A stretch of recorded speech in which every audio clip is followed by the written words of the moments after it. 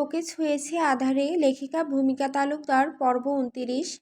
বারে বসে জায়ান একের পর এক ওয়াইনের গ্লাস শেষ করে চলেছে। ১২ নম্বর গ্লাসও শেষ, মদের বোতল ফাঁকা হচ্ছে ধীরে ধীরে। মদ খেলেও জায়ানের তেমন নেশা চাপে না, কিন্তু একটানা খেতে খেতে এবার মাথা কেমন চক্কর দিতে শুরু করেছে। নাদিয়া কয়েকবার বারণ করেছিল, তবে এর বেশি বলার সাহস তার নেই। বারের এক স্টাফ আরেকটা বোতল আনতে যাচ্ছিল, ঠিক তখনই নাদিয়া হাত দিয়ে ইশারা করে থামালো, আর এনো না। এরপর অ্যালেক্সের সামনে গিয়ে দাঁড়ালো নাদিয়া, চোখ মুখ রাগে টকটকে। তোর মতো শেমলেস আমি আমার লাইফে একটা দেখি নাই। ৫-৬টা মেয়ের মাঝখান থেকে অ্যালেক্সকে কান ধরে টেনে বাইরে নিয়ে এলো নাদিয়া। অ্যালেক্স বারবার কানে হাত ছাড়াতে চাইছে। হোয়াট হ্যাপেন দোস্ত, কান ধরে টানছিস কেন? নাদিয়া বুকের ভেতর দুহাত গুজে গম্ভীর স্বরে বলল, তোর কি আগের মতো বয়স আছে এসব করার? আর কত, অনেক হয়েছে। তোকে মনে হচ্ছে ধরে বেঁধে একটা বিয়ে করিয়ে দেওয়া উচিত। বউ যদি মানুষ করতে পারে তো করুক, ডিসগাস্টিং।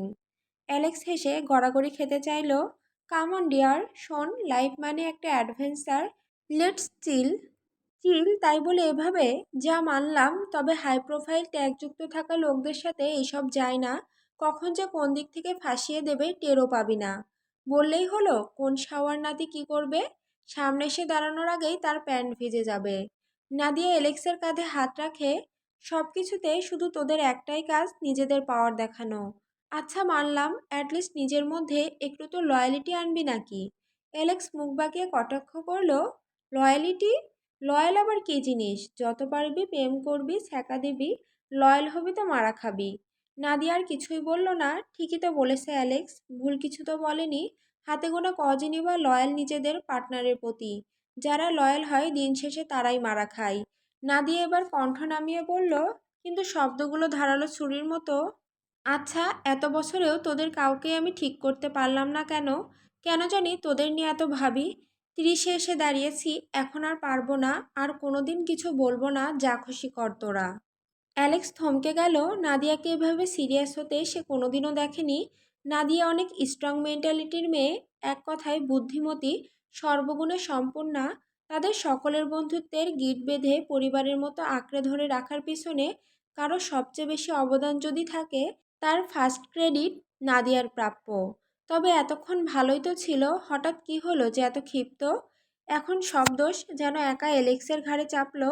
মানে যত দোষ নন্দ ঘোষ না হলেও এলেক্স ঘোষ হওয়ার দরকার ছিল। এলেক্স একটু নরম গলায় নাদিয়ার কাঁধে হাত রেখে বলল, কি হয়েছে আবার? এভাবে বলতে তো তোকে আর কখনো দেখিনি। কিছু না। কিছু তো একটা হয়েছে। আই থিঙ্ক মার্কো কিছু বলেছে। বলে অ্যালেক্স এদিক ওদিক মার্কোকে খুঁজতে শুরু করে। অ্যালেক্স চারপাশে তাকাতে লাগলো। মার্কো কই? নাদিয়া ঠোঁট কামড়ে ফিসফিস করে বলল, আমি কিভাবে বলবো, আমি জানি না। ঝগড়া করেছিস আবার? ঝগড়া করব কেন? কিভাবে, কি নিয়ে? মার্কোকে জায়ান ছাড়া আর কারোর সাথে কাজের বাইরে কথা বলতে দেখেছিস কোনোদিন? নাদিয়া মুখ ভার করে উত্তর দিল, তাও ঠিক। সেই কখন থেকে ফোন করে যাচ্ছি, একটা ফোনও ধরছে না। আমি কত ফোন করব?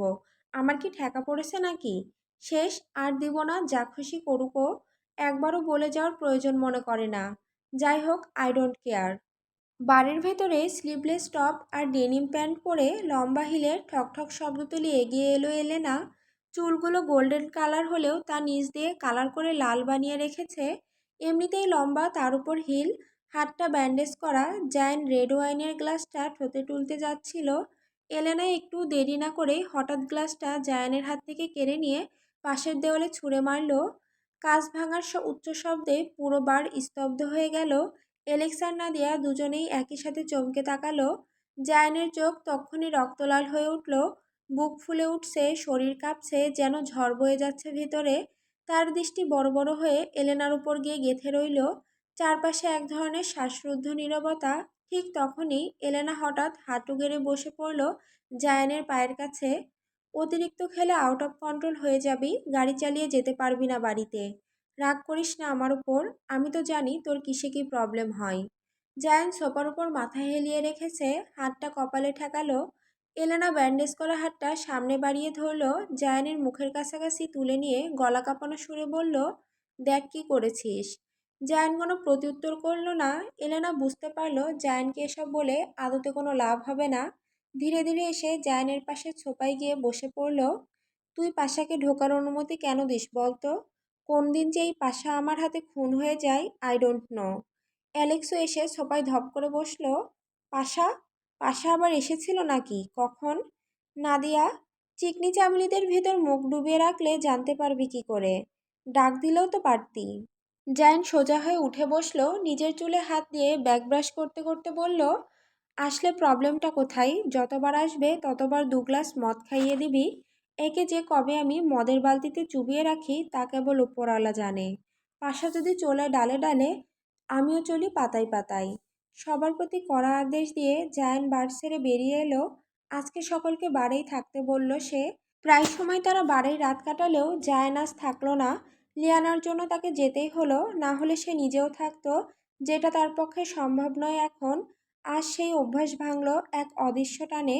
রাতে ডিনার রেডি করে লিয়ানাকে খাইয়ে ঘুম পাড়িয়ে তবেই বের হয়েছিল জায়ান। বাড়ির ভারী দরজা ঠেলে বাইরে আসতেই চোখে পড়ল খোলা আকাশের নিচে দাঁড়িয়ে থাকা কালো ঝকঝকে ল্যাম্বরগিনি। চাঁদের আলো পড়ে তার গায়ে যেন হালকা রূপালি আস্তরণ দিয়েছে। জায়ান গাড়ির দরজা টেনে খুলল, সিটে বসলো ধীরভঙ্গিতে। চাবি ঘোরাতেই মুহূর্তে গজরে উঠল ইঞ্জিন। রাতের নিস্তব্ধতা ভেঙে কেঁপে উঠল চারিদিক। স্টিয়ারিং শক্ত করে আঁকড়ে ধরল সে। ঠোঁটের কোণে জমে থাকা গভীরতা আরও গাঢ় হলো। পাশাপাশি বুকের ভেতরটা ভারী হয়ে উঠে তার। কিছুটা নেশা ধরলেও তা পুরোপুরি গ্রাস করতে পারেনি তাকে।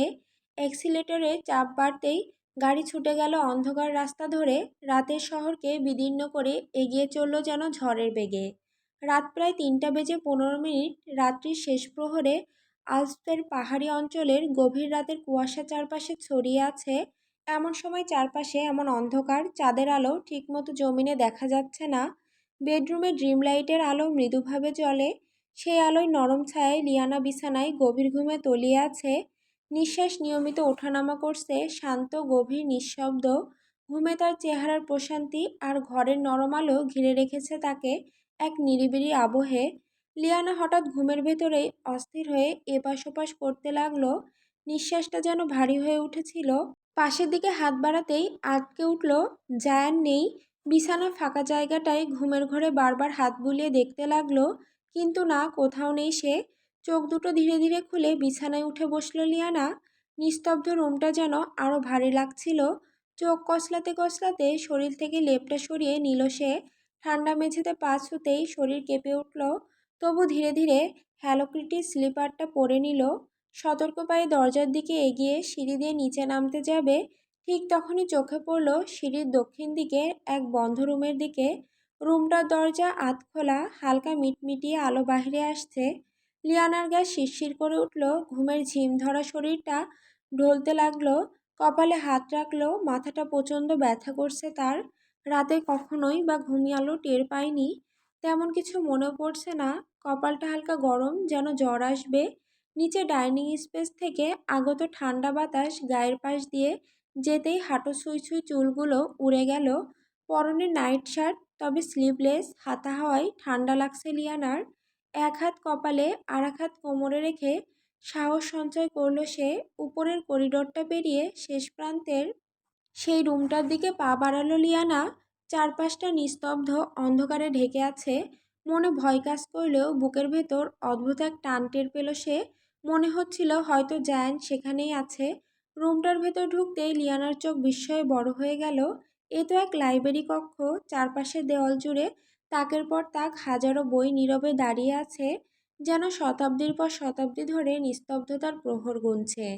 সিলিং থেকে ঝোলানো একটা হালকা ঝাড়বাতি নিভে আছে। ভেতরে ঢুকে দেখলো মাঝখানে রাখা টেবিলের ওপরে একখানা ল্যাপটপ খোলা। রকিং চেয়ারে বসা এক সুঠামদেহী ব্যক্তি, মুখটা দেখা যাচ্ছে না, পিঠ ভাসমান। এটা জায়ানই হবে তা ভেবে নিয়েছে লিয়ানা। তারপরও বুকের ভেতর ভয় জমে উঠেছে। দুহাতে জামা খিঁচে ধরে গুটি গুটি পায়ে এগোতে থাকে Liana. Dark romance, horror novel, book পড়ুয়া মেয়ে।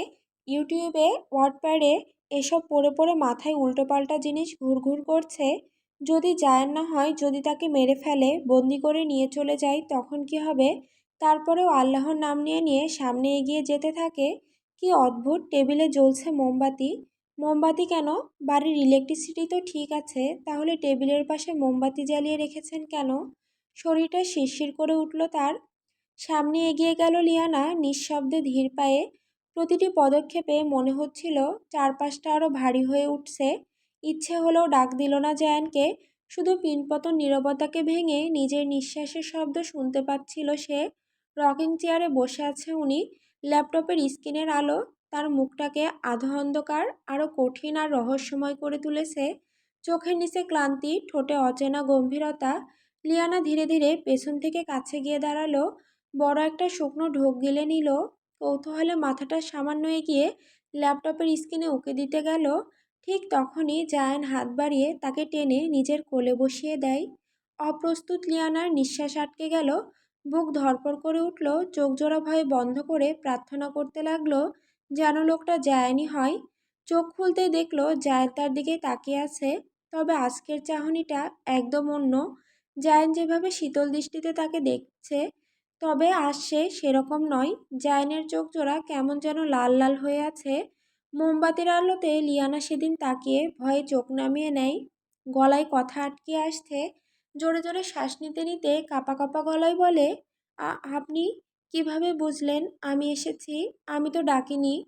তোর শরীরে থাকা ঘ্রাণ আমি 100 হাত দূর থেকে বুঝে ফেলি জান।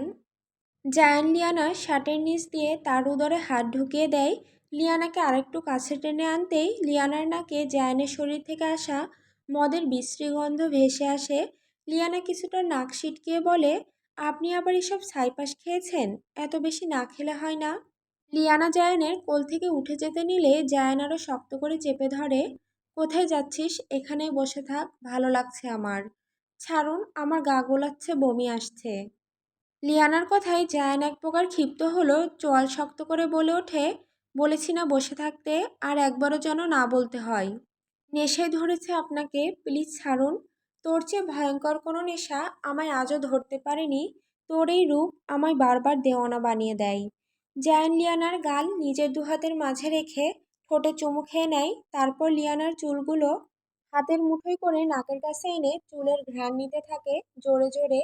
জায়ানের অদ্ভুত বিহেভিয়ারে লিয়ানার কেমন যেন লাগছে।